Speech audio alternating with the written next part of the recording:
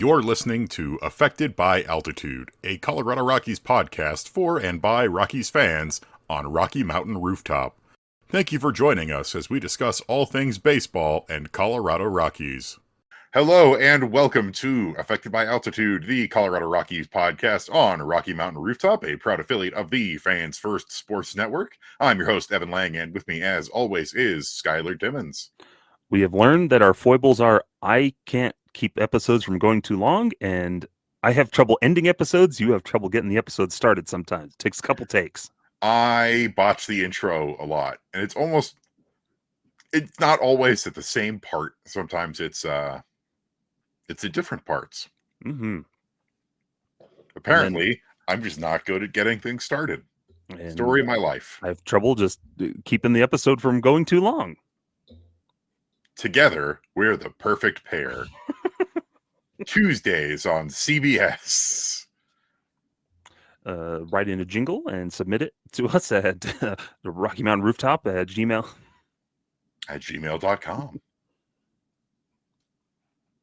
But yeah. But Skyler, we have a lot to talk about today, surprisingly, because it's one of those rare occasions here in January where there's doings afoot. Oh my gosh, here's my reaction to this news, Evan. Oh my! Oh, hooray! So right before we started recording, Skyler was like, I'm going to have to find a way to work in this new soundbite that I added.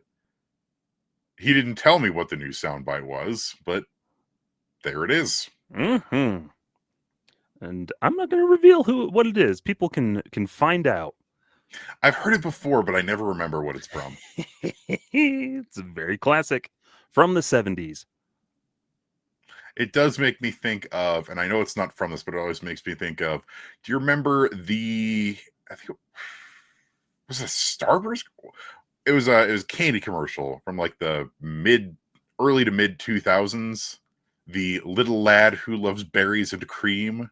Berries and cream. Berries and cream. I'm gonna do a Starburst commercial. Or no, was it Skittles or Starburst? I think it was. It was either Skittles or Starburst. I don't know why. It just always reminded me of that.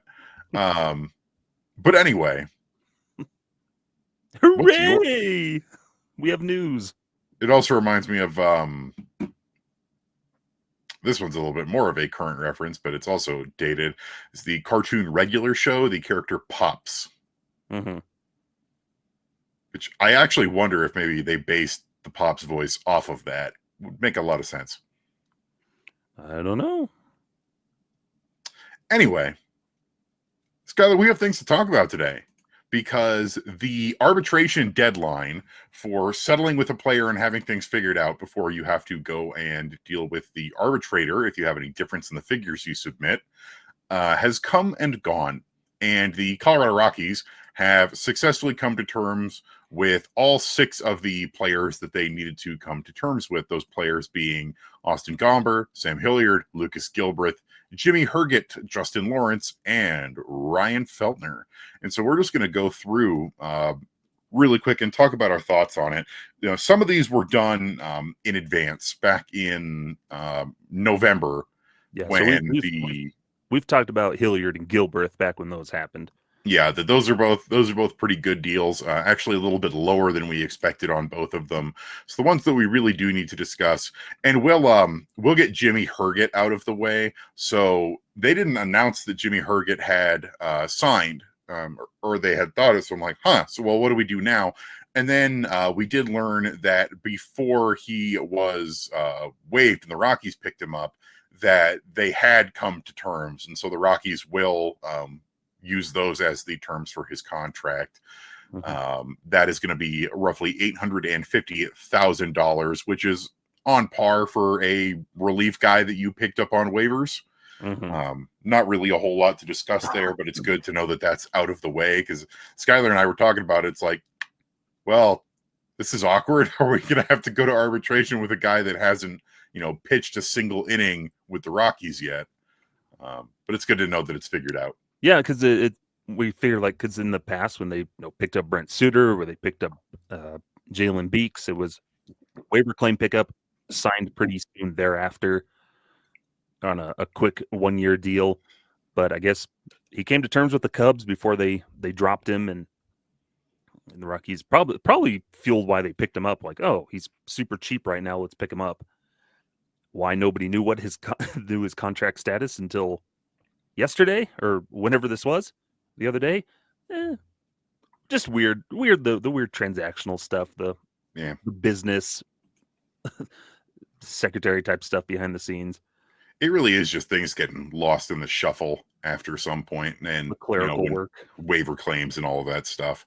But the first guy we'll start with here is Austin Gomber with his 5.1 years of service time. The Rockies and Gomber agreed to a $6.35 million contract for the year, which is roughly in line with, I think, what was expected for him, around $6 to $7 million.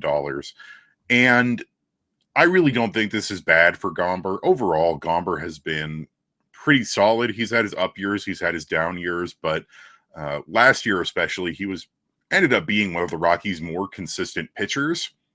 And especially if he figures to be in one of the full-time rotation guys coming into this season, I think that's a fine figure. It's not a ton, of course you'd maybe like to pay a little less, but when you're reaching this point in a guy's career, that's sometimes just sort of the sacrifice you're going to have to make. And if Gomber can be a consistent part of the bullpen for this season, then I think that 6.35 is going to be pretty much nothing. Yeah, MLB trade rumors, that's where a lot of people get projections from. Anthony Franco and all the other guys over there do a pretty good job on their projection models, and they had Gomber at $5.6 million earned in arbitration, so higher than perhaps what was projected, but like you're saying, in the ballpark. For some reason, I thought they had it around $6 million, but I hadn't refreshed myself on those figures in a little bit. But Gomber had not a terrible season in 2024. His strikeouts per 9 is not great, but neither were really a lot of the Rockies players. But he did make 30 starts, so he stayed healthy, which had been a problem with him over the last couple seasons. Pitched 165 innings, and he's projected to pitch around the same amount for this year currently. We'll dive into him more when we get to his projections for the year later this offseason.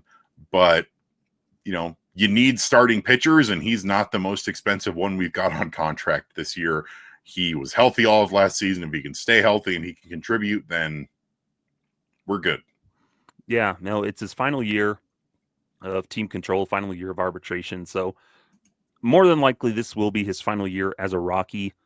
We can cross our fingers and hope, and we'll talk about a little bit of that stuff a little later. But if nothing else, at this point in the season, it's just we'll put him in there, and just because we have him, and he was solid. Not the best, not the worst, just pretty average, which I think can encompass his entirety as a Rocky. Is not a frontline guy, sometimes back kind of mid to back rotation type of guy. Can show flashes of brilliance, and whatever. For a 1-year deal, and the way starting pitching goes in the free agent market, where pitching comes at a premium even on those 1-year deals. For a lot of those guys getting 10 plus million for pretty much the same kind of production that Gomber has produced in Colorado, it's not too shabby. Yeah, and it's my brain just went completely blank there. For Austin Gomber, it really is this is, like you said, probably his last year here, and it's going to be that final closing statement of the Nolan Arenado trade. I do not see the Rockies extending Gomber, and we're going to talk about that in a little bit. At least you hope not. But the other starting pitcher that was eligible for arbitration that I'm also more than happy with the number we signed him for is Ryan Feltner at almost 2.2 years of service time. He came to an agreement at $2.275 million. And that has the potential, especially with the strides that Feltner has made, to be quite the steal. Feltner was also the one of the workhorse pitchers for the Rockies in 2024, where he pitched like 162 innings. He's also the only other pitcher that made 30 or more starts, along with Austin Gomber. And overall, I think this is going to be a year where the Rockies want to see, is Ryan Feltner a guy who's going to be a long-term piece of our rotation? Yeah, no, he was projected roughly about 2.6 million by MLB trade rumors. So around the same ballpark, they get him at that 2.275. Yeah, he's a guy that we're, I think, trying to figure out how exactly does he fit in moving forward. And no, this could be a good steal for the year if he can continue to build upon that second half stretch of the season. First half was ups and downs, but then when he fully locked in around July or so through the rest of the season, Feltner showed, oh, this is a dude who could be at the top of a rotation. He could be a 1 or 2 guy for a rotation instead of 5th for a Rockies rotation. He could honestly, and I don't want to jump the gun on talking projections for him and stuff, but an opening day starter caliber type of trajectory for him that could happen. Probably won't happen this year, but you can see that in his repertoire. So could be a solid steal for the Rocks on a cheap deal. You look at his splits from the first half and the second half. He made 19 first half starts, had an ERA of 5.36. He gave up 12 home runs. He walked a decent chunk of guys. And then in the second half, he really dialed it in. In 11 starts, he had an ERA of 3 solid. Mm-hmm. And he did strike out slightly less batters. He had a strikeouts per 9 of 7.1 in the second half compared to 8 in the first half. But he wasn't giving up the same amount of runs. He wasn't getting damaged as much. He was a lot more locked in. He had a good second half of the season. And if he can build on that, then yeah, he's a guy who you want to look at and see this is a future rotation anchor. And you could see him potentially get a long-term deal to avoid future years of arbitration or something like that later on. Yeah. Something to now, or like we would say, trade chips. One or the other, but now the guy you want him to trade is Austin Gomber, especially if he's going to be gone next year. Trade him at the deadline. If he's doing good and we are out of the race, like we assume we will be, trade him. Do not hold on to him. Don't expect to extend a qualifying offer. Don't say we want to keep him around and we hope to re-sign him. He's going to leave and go somewhere else and then put up a 2 ERA. Well, and the thing is, with that qualifying offer, if you offer him $21 million or whatever the qualifying offer is going to be, he's going to take it. I'd take it. And then the final guy that's worth talking about for arbitration figures is Justin Lawrence, who coming out of the bullpen settled in at $975,000, so just under $1 million for Justin Lawrence. And this is another one where, and I, of course, I'm biased. We all know that I love Justin Lawrence. If Justin Lawrence can have a rebound year in 2025, and I don't think that'll be too difficult for him because, let's be blunt, 2024 was rough for J-Law in a lot of different ways. He, by Fangraph WAR, was one of the, unfortunately, least valuable players on the Colorado Rockies in 2024.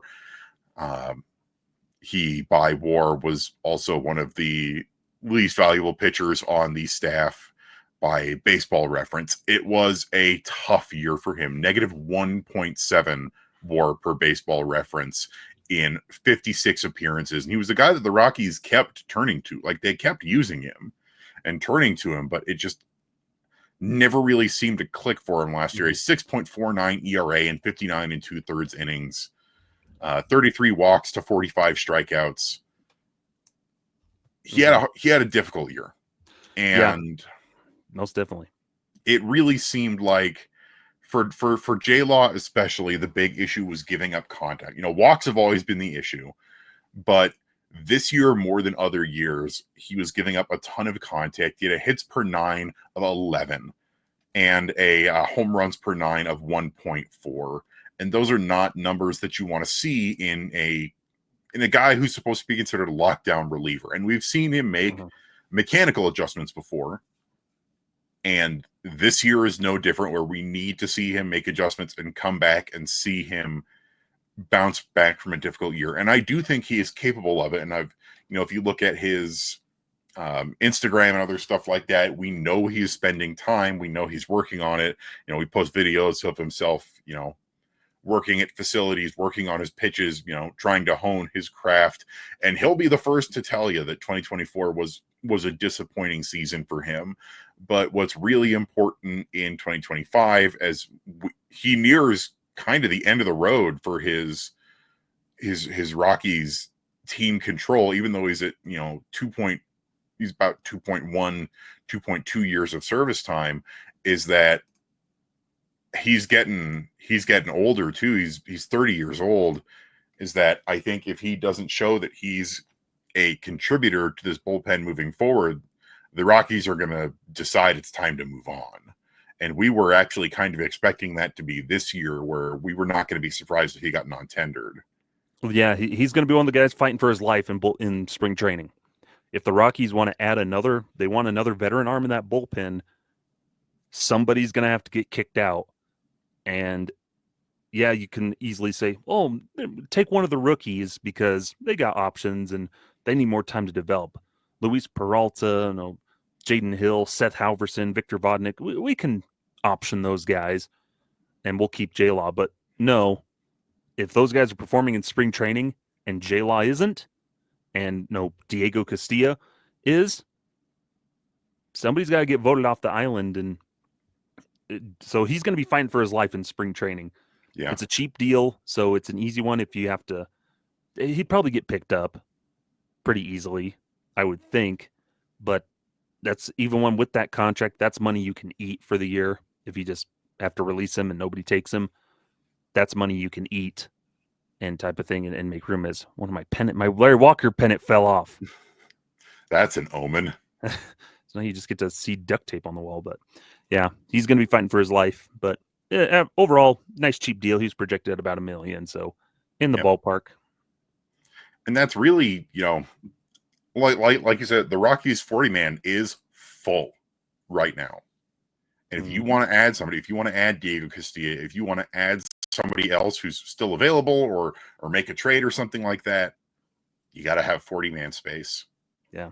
So we could see him, a trade could still come together before spring training. We saw this with Raimel Tapia a couple years ago, where it was like halfway through spring training, they shipped him off. He hadn't showed up yet. Well, he just showed up, and then they traded him because he was one of, there were a lot of players that year that were having some visa issues getting back into the country. And then we traded him for Randall Grichuk. Yeah. And so it could still happen. Plenty can happen between now and opening day. So they're signed. Whether they stick with the Rockies or they get moved somewhere else remains to be seen. And then sort of the last, actually, I wonder if we can move this to the second half, because we have a little bit of a full circle moment to talk about. So let's just finish up with arbitration. That's basically all we've got for this year. Next year, there's going to be another set of arbitration eligible players. But what's really interesting to me is that Brendan Rodgers and Cal Quantrill still have not been picked up. Mm-hmm. Yeah, there'll be more as bigger names have to come off the market first for available. Rodgers could go maybe to the Yankees. There's been interest there. Yeah, it says a lot about, maybe people can realize why the Rockies weren't able to trade them, because these guys are still unsigned. Quantrill was projected at about $9 million. He may still be fighting for that, but he might have to settle for a little one-year deal with somebody, or even a minor league. These guys might have to settle for non-roster invite contracts. Yeah. And there was a lot of frustration from a lot of different people, and even myself a little bit, of we really couldn't get anything for these guys. But apparently not. We couldn't. I think it does, unfortunately, speak a lot to that when we have a starting pitcher who could make any rotation potentially better, and a guy who was a starting second baseman for multiple years that were not quickly snatched up in any way, shape, or form. Mm-hmm. Yeah, there'll be those like a week before spring training, they'll get a contract, or halfway through spring training, we'll get a contract. That's what it feels like for them. Yeah. But I feel like Rogers will get picked up more quickly than Quantrill, maybe. It Because stinks because we do want to see these guys find new homes. Like, we have no ill will against Cal or B-Rod, but it was also the right move from the Rockies to move on from these players. So yeah, it's just interesting. But we took the savings from those from their contracts, what they would have could have gotten in arbitration, and spent it on Tyro Estrada and Kyle Farmer. So yeah, but that'll do it for arbitration. We're going to take a really quick break. Don't go anywhere, and we'll be right back with more Colorado Rockies goings on. Mhm. Welcome back to Affected by Altitude with Evan and Skyler. And Skyler, a couple little housekeeping notes. Let's start with the fact that the Tyro Estrada deal is finally final. Yay! Oh, wait. Oh my! Oh, hooray! Oh boy. Tyro Estrada signing for $4 million with a mutual option for 2026. Earlier in the week and last week, there was mumblings and grumblings because, yet of course, somebody sent Dick Monfort an email because the contract had not been finalized yet. Asking if there was anything that had gotten in the way of the signing. Dick Monfort with a very curt one-word response of no. And thinking about it, it really was just a huge nothing burger, because think about what happened between December 10th, when the signing was officially announced, and this week, Reported. or initially reported, and this week when it was finalized and officially announced. Yeah. Christmas, New Holiday- Year's, that He holiday wasn't season. in the country. Like, think about it. Most players are off doing their own thing during the off season. And what do people want to do potentially during Christmas and New Year's and in the holiday season? Is it be at their job, or is it spend time with their families? And Tyro Estrada was probably back home in Venezuela with his family for Christmas. Well, that's when Thomas Harding and everybody initially announced the signing, that, yeah, this is going to happen. Like, it's agreed upon. It's just pending a physical, and he's down in Venezuela still. He's still back home, wasn't in the country. And so finally, after the holidays and everything, gets a chance to come up, take the physical. Okay, pass, and sign the paper. It's official now. So it's just like we were saying before, just clerical stuff. Yeah. It was a done deal. Thomas Harding kept writing about it, like, the Rockies have agreed on this. It's happening. He's gonna be at second base. Yeah. Between Tyro, his agent, and the Rockies, there is a solid verbal agreement on here. You just got to put it to paper. And then a couple days before it was announced, Tyro was in Denver at Coors Field doing his physical. Yeah. And then it was announced, and now it's done. But yeah. it's one of those things where people are making a mountain out of a molehill here, because I never expected the Tyro deal wasn't going to get done. Yeah. Yeah. Like, I don't think the Rockies usually hit very many snags with that kind of stuff. When's the last time the Rockies had a player like they agreed to sign and they didn't pass a physical? Or like there was a holdup and they had to pull out? That's a question for our pal Patrick Lyons. Yeah, I can't think of any off the top of my head. So, Patrick, we know you're listening. I know you're listening. You always tell us that you are. That's something to hunt down. When's the last time the Rockies had a deal fall apart with a player because of a physical or something? Yeah, a delay or a physical. There's a difference between a deal falling apart because another team offered you more money, or you decided, you know what, I think I'm going to back out of this. But specifically because of clerical delays or not passing a physical. There you go. That's your homework, Patrick. We'll expect you to report back. And speaking of another team offering them more money, or potentially a failed physical, Jeff Hoffman, former Colorado Rockies pitcher, formerly part of the Troy Tulowitzki trade from the Toronto Blue Jays, has gone full circle and has reunited with the Toronto Blue Jays on a 3-year, $33 million deal. And then it came out that the Orioles had originally had a contract agreement with him for $3 and $30 million, and something flagged in his physical with his throwing shoulder that they didn't like, and so he moved on and signed with the Blue Jays. But it's an interesting moment because it's like the final full circle moment of the Troy Tulowitzki trade. Is the main guy that we got back in that trade, the top prospect, is now back with the team he started at. Mm-hmm. As a top reliever in the big leagues.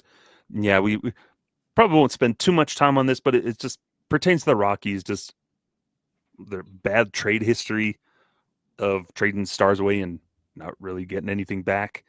And Hoffman was one of those top prospects, but he began to just kind of get messed around with his mechanics and his pitching approach and things. Perhaps when he comes over to the Rockies system and it just doesn't work out, then he goes over to the Phillies, or after bouncing around a little bit, ends up with the Phillies ultimately and helps them on those postseason runs and whatnot.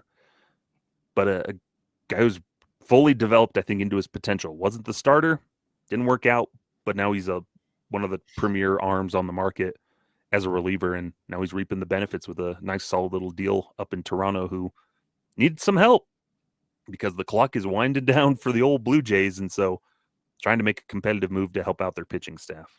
Yeah, it's nuts. Just 2 years after he was DFA'd by the Reds, he signs a pretty big deal, and good for him and his strangely named children. Mm-hmm. A lot of Y's in there. What is it with Y's? Reminds me, there's a subreddit that's like the unique spellings of things that people name their children. I get a lot of fun out of that. Mm-hmm. But good for Jeff Hoffman. He doesn't have a lot of love lost for the Rockies, but it's nice to see him succeed. Yeah, just for somebody to find success out of that trade in general, because Jesus Tinoco kind of fizzled out, and who else did we get back in that trade? Like pretty much Miguel Castro. He's kind of fizzled out. He's had flashes here and there, but just kind of, I think he's signed a minor league deal with Houston or Texas. Yeah, recently. He just signed with the Astros. He's had not a terrible career. Yeah, but not as notable as perhaps Hoffman is right now. Yeah, like he's got 10 years in the league. That's not terrible, but he's just never really been incredible. He's a journeyman reliever now. Yeah. And so that, and like Tulo had a couple good years there in Toronto. So that worked out for the Blue Jays a bit, but he then unfortunately fell off with the end of his career because of the injuries and everything. But to see Hoffman, who was that prized top prospect in that deal, for him to actually finally find a way to make good on it. And then he's back with his original team. It's always nice where they are able to bring him back. So there's that relationship there to bring him back, which is nice. Yeah, absolutely. So good for Jeff Hoffman. And there is one more thing related to this that I want to talk about. And I promise I won't spend too much time about it, but I am still mad that Troy Tulowitzki does not have even one single known Hall of Fame vote yet. I know it was a long shot for him to get in. I was not expecting him to get in. But for him to fall out off the ballot after 1 year with 0 votes would be a crime, especially when Brian McCann and Russell Martin both have votes. And remember, they're the names and the teams that they played for. And Omar Vizquel has picked up votes again, which I guess it's long enough. It's been long enough to forget about what he did that made him fall off a bunch of ballots. But come on, like Troy Tulowitzki, his prime was really that good. I did not expect him to get into the Hall of Fame. I didn't, because of his injury history, because of so much of his career is a what could have been. But for the 7 or 8 years where he really was one of the most electrifying, incredible shortstops in all of baseball, to not even have a single vote yet is sad. It makes me angry. When Dustin Pedroia has 12% of the vote, or so. You've got David Wright with 11%. Tulowitzki, whose career was just marred by injuries just as much as Pedroia and David Wright. The fact that he hasn't earned any votes or even like consideration, you don't see anybody talking about Tulowitzki. But Pedroia, because he was with the Red Sox and an MVP, Rookie of the Year. Tulo could have been those things, but the voters didn't give him the awards. He should have been Rookie of the Year. They didn't give it to him. And so it's disappointing, but it's not unexpected. And same happened with Matt Holliday, where Holliday deserved more consideration, and I don't think he got any votes either. So fortunate nature of the game, which is kind of sad, but that's the big flaws with the voting process is the writers sometimes just don't. One, it's the 10 votes limit for some guys, so people get dropped off, but it should be a pretty wide open ballot this year. Yeah. Oh, well. I mean, it's just disappointing, but not to be you look at Tulo, and I know WAR isn't the be-all, end-all, but he's a 44 wins above replacement player, despite missing, like, roughly 5 seasons of a career due to injury. Like, if he had stayed healthy, he's a 60-plus WAR player easily. Well, that's the thing with, like, the Hall of Fame voting and, like, how they measure up players against one another.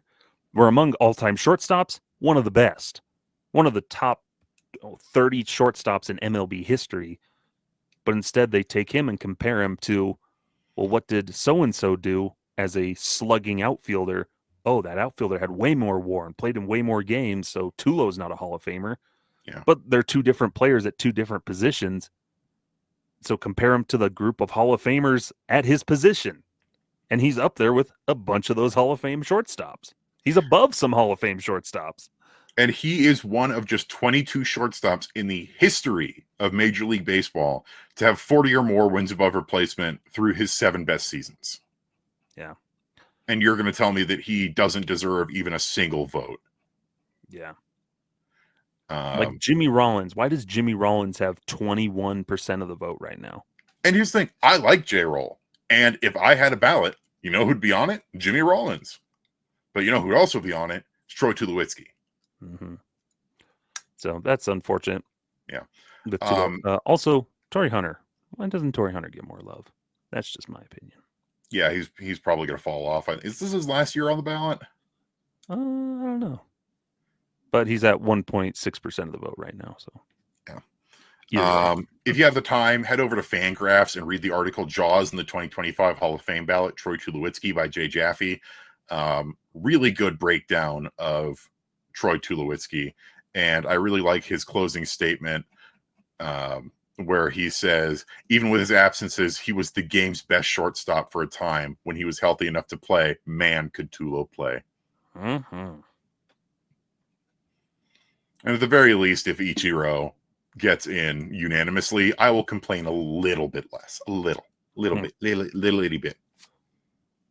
And if both Tulo and both Ichiro gets in unanimously and Billy Wagner gets in, because he should have been in last year, I'll complain a little bit less than that. Mm-hmm. But last thing we're going to talk about here in this segment is what could make the 2025 Colorado Rockies more interesting, Skyler? Well, along with Thomas Harding, it's the potential of younger pitching rotation. The arms on the way. The Rockies arms race, if you will. See, because they all have arms. Mm-hmm. No, they have WMDs. Whippets making dirigibles. Sure. I'm usually much better at coming up with those, and it tells you where my brain's at after a long week of just like complete flat line. But hey, I can still talk about baseball. And you look at that and you go, the Rockies really are primed for a youth takeover of that pitching rotation. And so currently the rotation figure sorts out to be on opening day: Erman Marquez, Kyle Freeland, Antonio Senzatela, Ryan Feltner, Austin Gomber. Mhm. Okay. But you have got right now 3 minor league pitchers, 3 top prospect pitchers that are almost, if not completely, ready to rock and roll. And they've already indicated that Chase Dollander is going to have a chance to break into the rotation in spring training. And they have said flat out, he is not going to make his debut out of the bullpen. He's not going to be considered for the bullpen. If he's on the big league roster, he's making starts. Yeah, which is nice to hear because the Rockies have had a really bad tendency over these last several years where, we'll ease in this young starter as a reliever. If he doesn't make the rotation, we can use him as a reliever. And honestly, folks, for a lot of these guys, that just doesn't work. If you spend your whole time starting, all of a sudden you're a reliever. If you're a starter all through the minors, then, we're going to use you as a reliever at the big league level. You get a Peter Lambert who just keeps getting yo-yoed. You get a Noah Davis who keeps getting yo-yoed and can't really establish himself any sort of way at the big league level.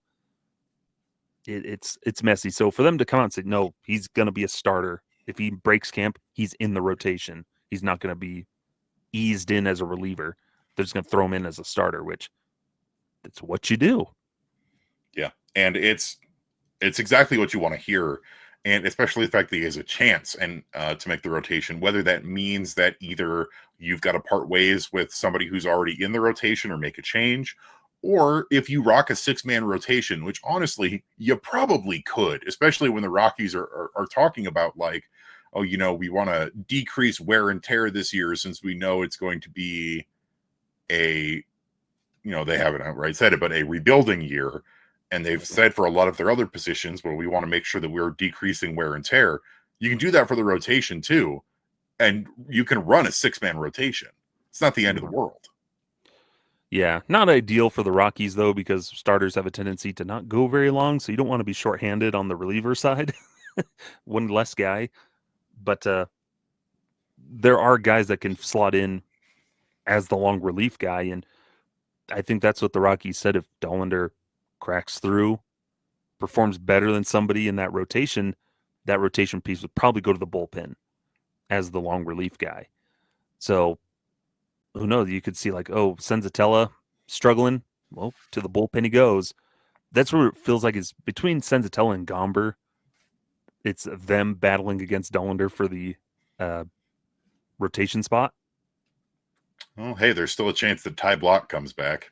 Oh gosh, he's waiting. He's waiting in the He's like wings. Coors Field cat. The little cats just wander around. He's looking for that saucer of milk. It's like, you got any more of those non-roster invitee contracts for me? We're going to find out who all the Rockies non-roster invites are in a little bit here. Teams are starting to announce their final sets because we're about a month away from spring training here. Several weeks. Which is cool. But then you've got other guys. So Carson Palmquist has already made his AAA debut. He's got a shot for the rotation if they really want to overhaul it out of spring training. But I think it's the same with him and with Sean Sullivan, who ended the year in AA with the Hartford Yard Goats. Is they're more likely to make mid or later season debuts. But I definitely feel like at the end of this season, we have a shot to not only have seen Dollander, Palmquist, and Sullivan in the bigs as part of the rotation, but have seen really a complete overhaul of that rotation where, two of the 5 current locked-in pitchers for the rotation are on the last year of their deals currently with Austin Gomber and Erman Marquez. And there is a possibility that the Rockies decide to bring back Erman because, it's the Rockies if he does really well. But this could be the last we're seeing of both of those pitchers. And, the Rockies keep touting, it's time for the youth movement. And this is going to be a big test of that. Yeah. Yeah, because there's so many options, and you're looking beyond these top guys you mentioned Dollander. There's Palmquist, there's Sean Sullivan. Down there in AAA, you've got Bradley Blaylock, who showed some good flashes last season in a brief stint. You've got Anthony Molina, who's been working out and trying to stretch out as a starter and will be a starter down in AAA this coming season. He's on the horizon. You've got Connor Van Scoyoc, who's there, who probably will start in AAA. And they re-signed him after he became a minor league free agent, brought him back. They're high on him. You've got Gabriel Hughes, who's working back. He's probably not too far off. You got Eugenio Herrera that they have, Mason Albright, Victor Ward. There's so many arms. You can go onto roster resource, go to the starting pitcher, and just go down the list and see how many intriguing arms are on the way, slowly moving their way up. But just projected AAA guys, they're going to be knocking on the door. Yeah. And this so is probably the deepest we've been with young starting pitching talent in a while. Yeah. And you can't forget that we've got Brody Brecht, who's down there. He'll start getting some action this year. There's so many options that honestly you can't really afford to feel too locked in with your current rotation. This is the next generation is coming. Your next 2007 core is coming.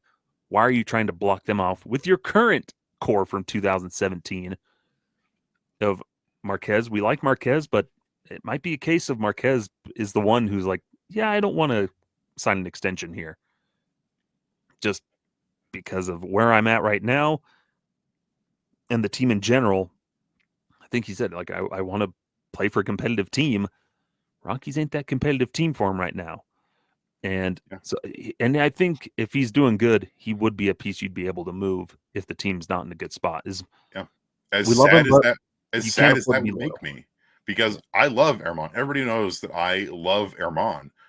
But if you get a good deal for him, you've got to take it. Yeah. Because so many of these guys in our rotation right now are going to be 30 or older. Exactly. And now you've got all these kids that are knocking on the door, and you can't, like, everybody's nostalgic for 2017 and 2018, where all of these guys were key pieces of the rotation except for Gomber. But at some point, you've got to start making difficult decisions. Yeah, you got to stop making decisions with your heart and start making them with your brain on the business side of things. Like, it's nothing personal. And like, yeah, some fans will absolutely get rid of our best players. But at the end of the day, you also have to kind of get that mindset of, in order to be more competitive, we have to try something new. Right now, the Rockies, with the presence of Kyle Freeland, Antonio Senzatella, Ramon Marquez, the Rockies are not more competitive with those three. Like, they haven't moved the needle since 2018. The needle has not moved really much in any direction with those three in your rotation, between injuries and bad performance, like struggled performance and mixed results. At the end of the day, like, you got to do something new. You can't keep hoping they stay healthy and contribute, which the Rockies have kept messaging all offseason of, well, we've had so many injuries, but we'll be healthy, and that's what's going to make us better. History says it won't. Yeah. And you can't guarantee that everybody's going to be healthy, because no MLB team, no professional sports team goes the entire season without an injury. Yeah. So the Rockies, Kyle Freeland is under contract through 2026, and then there is a vesting option for 2027. But he's earning $16 million this year and next. You got Senzatella, who is under contract through 2026. There is a club option for 27. So the wire's coming down for these guys. And so better to start trickling in these new guys, and hopefully you get them all in at once. And maybe you have to be a difficult decision, or even Senzatella, it's not working out. We're just going to have to cut you because we can't get a trade for you. They're not going to do that. I know they would. That's too much money. But they made their bed. They have to lie in it, and they have to eat those mistakes if it comes down to it. If Dollander's got like an 0.62 ERA and Senzatella's sitting at 8, I want Dollander in the rotation. I mean, like I said, difficult decisions are going to have to be made, and I'm curious to see what the Rockies do, and I'm really excited to watch these young guys in spring training. It's going to be a fun one this year. Yeah, and throughout the minor league season, as we follow the minor leagues, that's so many guys to tune into on a given night. Like, oh, Jack Mahoney's pitching, sweet. We're gonna see some awesome stuff. Oh, what's that? Connor Van Scoy's making a start, sweet. It's gonna be a solid one. Up and down the system. There's guys that'll be interesting to tune into on any given night. Yeah, we've said it before. It is a good time to be a Rockies fan watching minor league baseball. Mm-hmm. But we're going to take one more quick break, and when we get back, we're going to round things out with the second installment of our player projections series. So don't go anywhere. We'll be right back. Welcome back to Affected by Altitude with Evan and Skyler for the final segment of our episode today. We're going to do our a second installment of the player projections thing that we sort of kicked off last week. We talked about Brenton Doyle at length, projections and expectations. We're going to try and rein it in a little bit here, so it's not a full half-hour segment. Mm-hmm.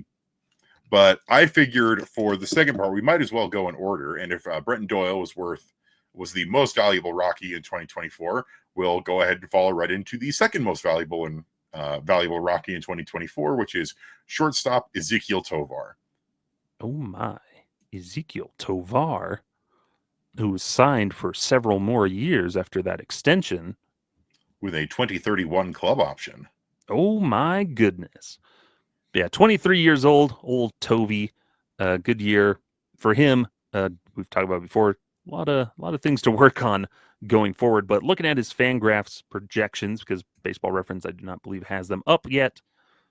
But over in Fangraphs, they've got their Fangraphs, and then there's also the Steamer projections. They've got him. Well, Fangraphs has him coming in at 159 games. Both of them agree his slash line 259. Here's the tough one, Evan. A 295 on base with a 439 slugging, 315 WOBA with a weighted runs created plus of 89. They project him to be worth 2.9 WAR, F-WAR, a 318 batting average on balls in play, 181 isolated power with 24 home runs, 80 ribbies, 85 runs scored, 11 stolen bases in his age 23 season. So pretty on par with them both, a 25.7% strikeout rate with a 4.3 walk rate. So slightly increased walk rate, slightly lowered strikeout rate for 2025. Yeah, and Zips is a little bit kinder, but not a ton. It has him at a 264 batting average with a 297 on-base percentage for 3.3 wins above replacement. But sort of the trend here with Tovar in all projections is high strikeout rate, low on-base percentage. And this is something that I wrote about at length over at Purple Row a couple weeks ago, is the biggest thing for Ezequiel Tovar in 2025. The next big step forward he has to take is figuring out his chasing, his whiffing, his inability to take walks, and his incredibly high strikeout rate. We've got to see major improvement from him in 2025. And there's a template for him to follow, and it's Brenton Doyle, who mechanically worked very hard to make sure his vision was on point, make sure he had better pitch recognition. And Tovar, if I'm Ezequiel Tovar, I go up to Brenton Doyle and I go, yo, hook me up. Put me through your program. Because even just a small improvement would be a gigantic improvement for Tovar. His chase rate, one of the worst in all of baseball, in the bottom 1% of all of baseball in 2024, with 44.1% chase rate. His whiff rate in the bottom 10, his K rate in the bottom 10, and his walk rate in the bottom 2 in terms of percentiles. Like, that's not great. And I always point this out, is that this is not, he is hitting well. He is hitting lots of home runs. He hits lots of doubles, but it is not a hitting profile that ages well. No, because we've seen it in Colorado before, and his name's Carlos Gonzalez. And Cargo had such that strong prime, and but we knew what his detriments were, and it was chasing pitches at down and away.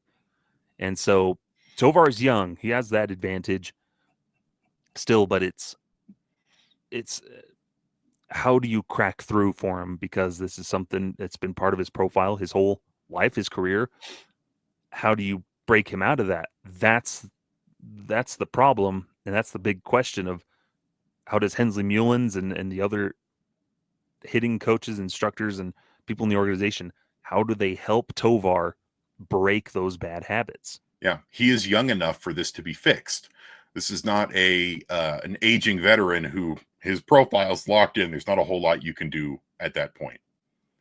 But for Tovar, even just a small reduction in these is going to increase his longevity in this league and his value as a player. And I brought up, it's like Ezequiel Tovar had some of the most strikeouts in all baseball last year.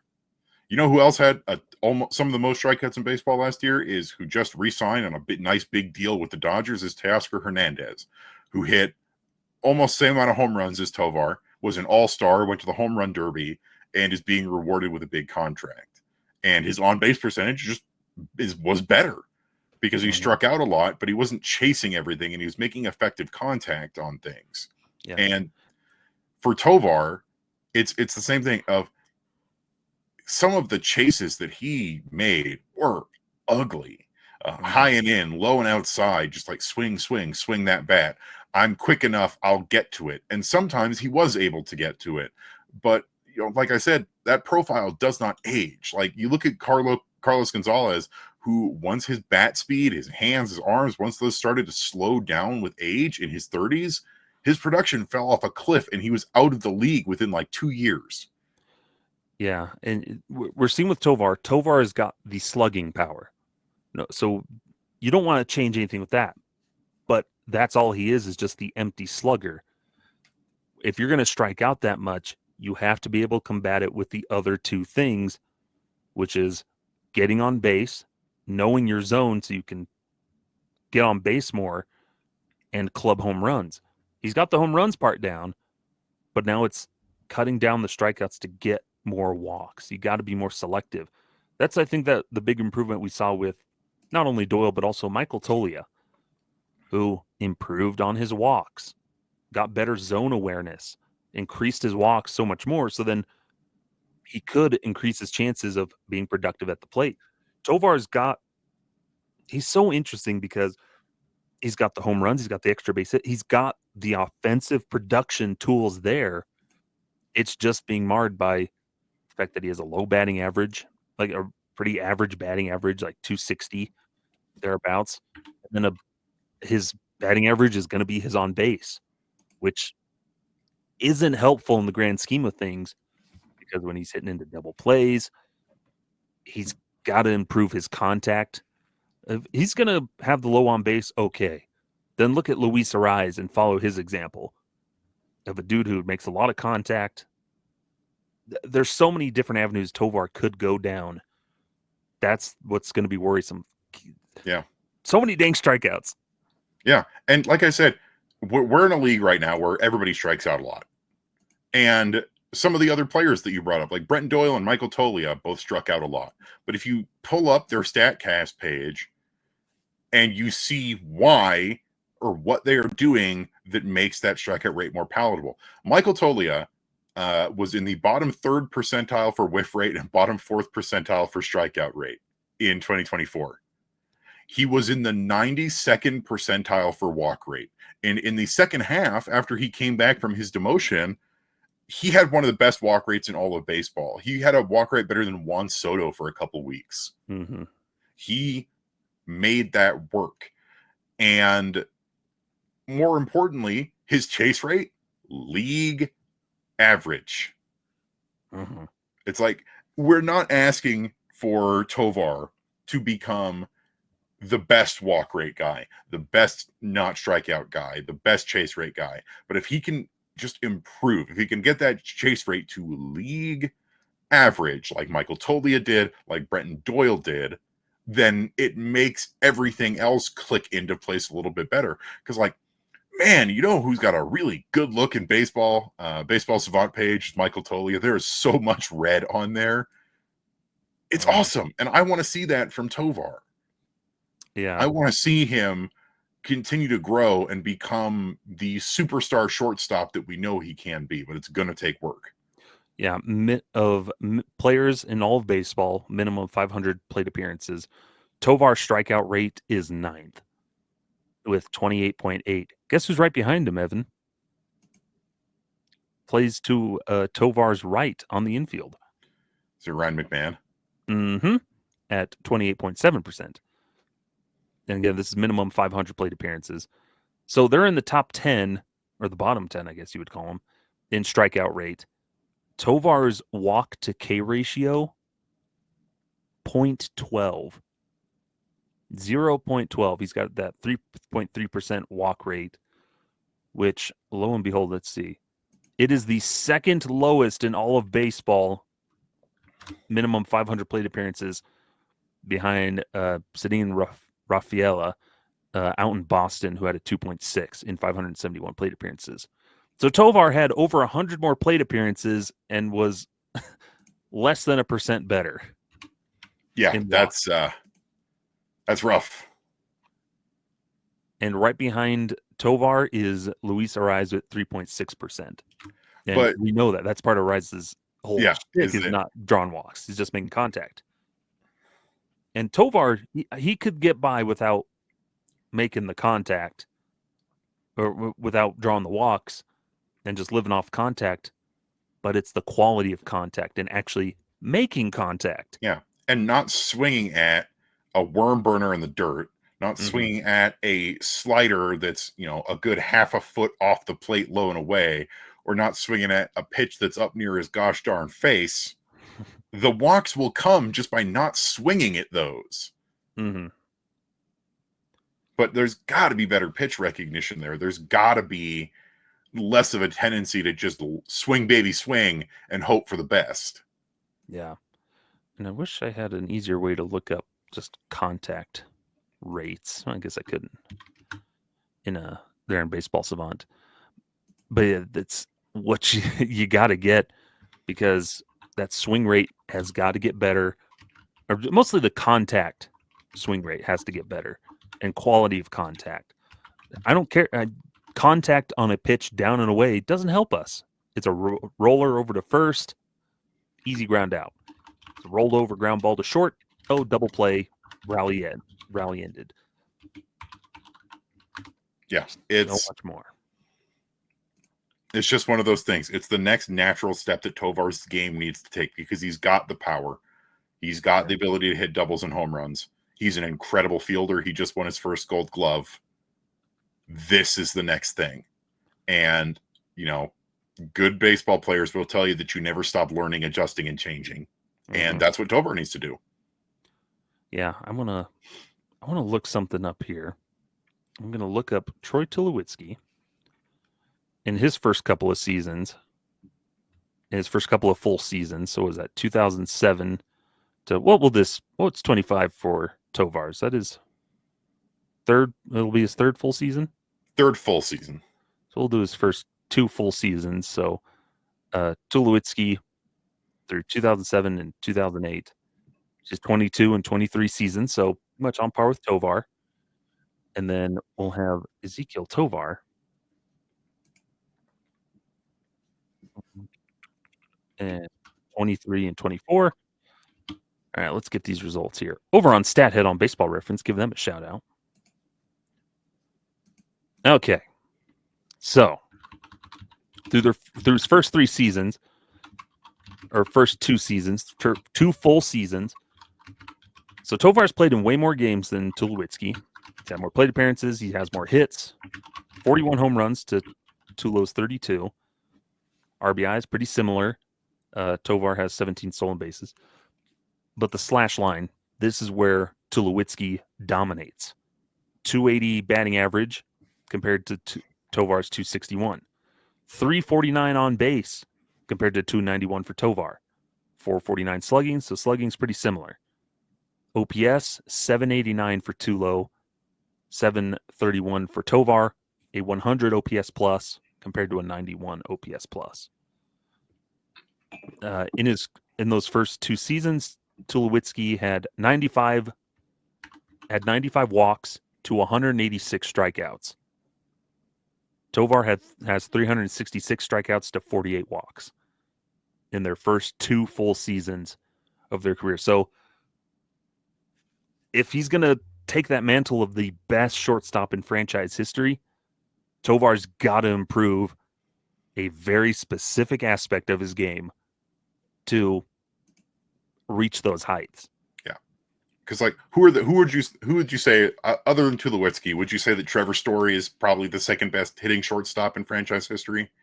Hitting wise, yeah, he's probably right there.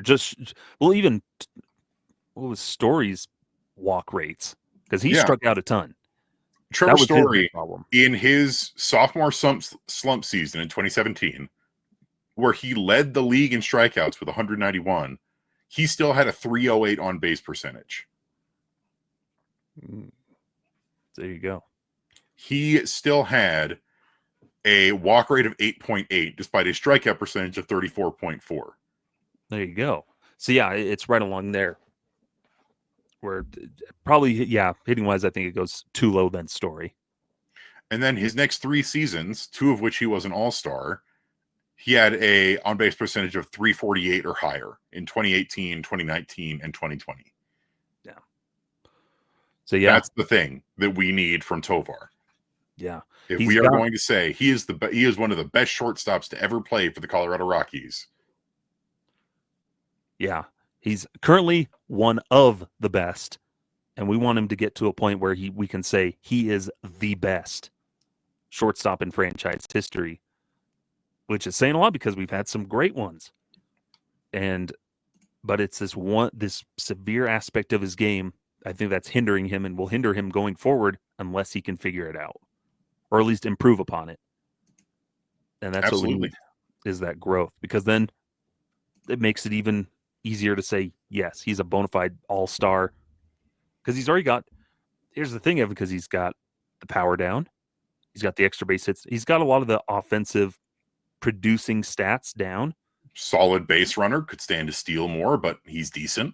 Yeah, solid base runner. He's got incredible defense, already Gold Glover, could have been a 2-time Gold Glove winner already, looking to hold down his thing. So he's got all that down. It's the strikeouts and the walks. That ratio needs to improve.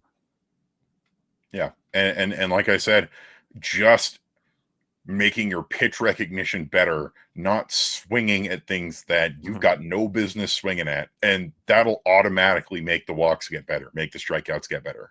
He should do what was it Miguel Vargas in that spring training that one year, where he wasn't cleared to swing a bat, so he just stood there in the box watching pitches. They need to tell Tovar in spring training, like, you go up there, you do not swing that bat and just watch pitches come in. So to work on it that way, do something like that. Yeah. So we can work on, see what happens when you're not swinging. If they know you're not swinging, see how they pitch you in that spring training and stuff. It'd probably be silly and stupid. Who knows if it'd be effective, but it's worth a try. Because right now, where he is at, I don't think he's a dangerous hitter, yes, because he can hit a home run, he can hit a double. But I feel like most pitchers don't feel like they need to be super cautious with him because he is going to let loose and swing at whatever you throw him. Yeah. The timing, he'll swing at that fastball and that's where it gets troublesome, where he wastes pitches that should be hit, that are completely hittable, but he wastes them on a swing, and it's fastball that's a foul ball straight into the back, right behind home plate. All of a sudden he's down 0-1. Oh, I've got that strike. Okay, here's a couple of curveballs. Down and away. Oh, he's out. Yeah. You need to make it so that pitchers fear you. So that they need to think about what they are throwing to you. Yeah, he's helping opposing pitchers. It doesn't become complicated to pitch to him. He's dangerous, yes, so you still got to be a little more careful where you place some pitches in the zone. But because of his swing tendencies, you don't have to be in the zone as much. You can inch off. He's expanding the zone for you to where, oh, I can dot that fastball on the outside corner. He's going to have trouble getting to it. I can drop this curveball. My curveball, I don't have to even throw it close to the zone, and I have a chance of getting him to swing at it. Yep. And it's like, we're not trying to rag on Tovar, because I think it's been made very clear just in our body of work. We love Ezequiel Tovar and think he's got incredible potential, but he's got to start building up to living up to that potential, especially when it comes to when he hits. These guys aren't infallible. Like, it's constructive criticism. Yeah. And I hope that, and it's tough because, like, we spent a lot of time talking about the negatives for Ezequiel Tovar, but that's because the positives already speak for themselves. Yeah. So now you've got to work on fixing these negatives, and you can potentially be one of the best Rockies to ever do it. You can potentially be one of the best shortstops to ever do it. You are so young and so full of potential, and you've just got to get that done. Yeah, because our expectations, he's going to have 20-plus home runs, and he's going to drive in 80-plus RBIs. He's going to play pretty much every day is our expectation, and he's going to win a Gold Glove and hopefully become an all-star. So there's the projection is pretty easy. It's to get more specific. Like, we need you to get better at this stuff. Exactly. If he can get to like a 5% walk rate, I think that'll be a huge improvement. Yeah, it doesn't have to be night and day is good, but it doesn't have to be the tremendous jump. Like, think about just the jumps that Brenton Doyle made from year 1 to year 2. That is what I am looking for. Yeah. If he can, that 4.3, if he can get back to, in his 9 games, he had we can't really count 2022 stuff because it was so few games. He had a 5.7% walk rate that year. It was incredible. It was so great. But those projections that are read off, 4.3%, he could be higher than that. Yeah. It's a 1% jump up. Let's go for 2% jump up to 5 at the baseline. But get as close to league average as you can, because league average is what, like 6 or 8% walk rate. So if he can get close to that, what is league average walk rate? Just have to look back at Baseball Reference. What a great tool Baseball Reference is. Yes. So not sponsored, but hey, Baseball Reference, if you want to sponsor us, yeah, hey, we can always try to become a partner. 8.3% was MLB average, so if he can get close to that, yeah, just start working on it. That's all we ask. Yeah, because in his career he's like 5 points above, so it's manageable where he's at. Like, you can live with it. It's the ratio to walks that needs to improve. Yep. You definitely want less strikeouts, but 28%, we can live with it if he's continued to bop home runs. Yeah, exactly. Your Trevor Story route of things. Yeah. But that is young shortstop Ezequiel Tovar. Next week, somebody else. Mm-hmm. But for now, Evan, as always, we have to check in with somebody. Wait for it.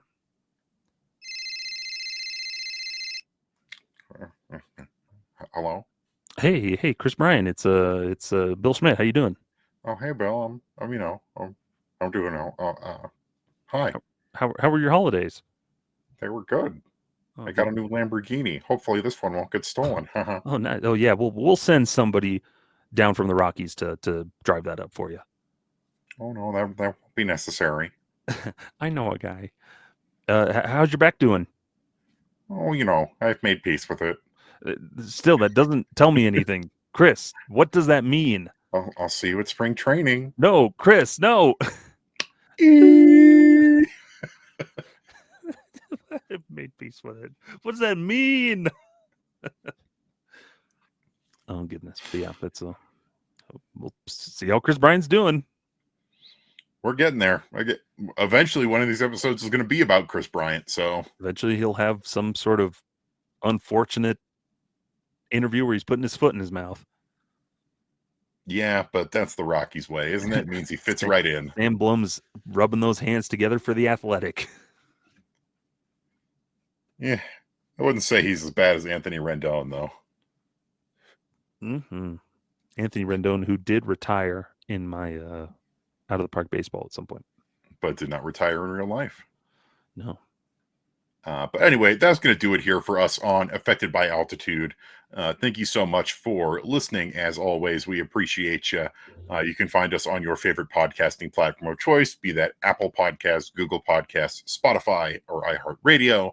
You can find us on YouTube for the video version, and you can find us on your favorite social media platforms of choice, be that Blue Sky, Twitter, or YouTube, or whatever, at Rocky Mountain Rooftop. That's at ROCKYMTN Rooftop. And Skyler, where can the folks find you at? Find me over on Twitter at sideline_crowd, and then also on Blue Sky stimmons13.bsky.social, and then writing stuff for Fans First Sports Network, Wednesday Rock Piles at Purple Row, and be on the lookout, Evan. There is an Every Rocky Ever that has been recorded. It's coming. It'll likely come the week you're hearing this. Oh, hooray! Oh, hooray! So be on the lookout for that. We talked about the old number 5. Which one? Both. Big Daddy and Little Pony. What about Nafi Perez? No. No, you didn't talk about Nafi? No, we talked about the only 5s that matter. What about Tony Womack? Who? What about Brent Butler? No. What about Alex Cole? The only number 5s that matter in Rockies history. Oh, come on. Nafi wasn't that bad. He was... He wasn't good, especially when he left the Rockies. Anyway, you can find me on Blue Sky at evanlang27.bsky.social. You can also find me over on purplerow.com doing the Monday Rock Piles, the occasional Pebble Reports, and basically whatever else we can come up with here. I've been doing a big deep dive project that I'm interested to start rolling out over on Purple Row, so look forward to that. Oh my! Oh, hooray! But that's going to do it here for us on Affected by Altitude. Once again, I'm Skyler. That's Evan. Thank you so much for listening. Evan, hit him with it. Oh my! Oh, hooray! Farewell! I just want to see how many people I confused with that. This has been Affected by Altitude, a Colorado Rockies podcast with Rocky Mountain Rooftop, a proud affiliate of the Fans First Sports Network. Catch new episodes every Monday on wherever you get your favorite podcasts. Be sure to follow us on YouTube as well for video versions of the show.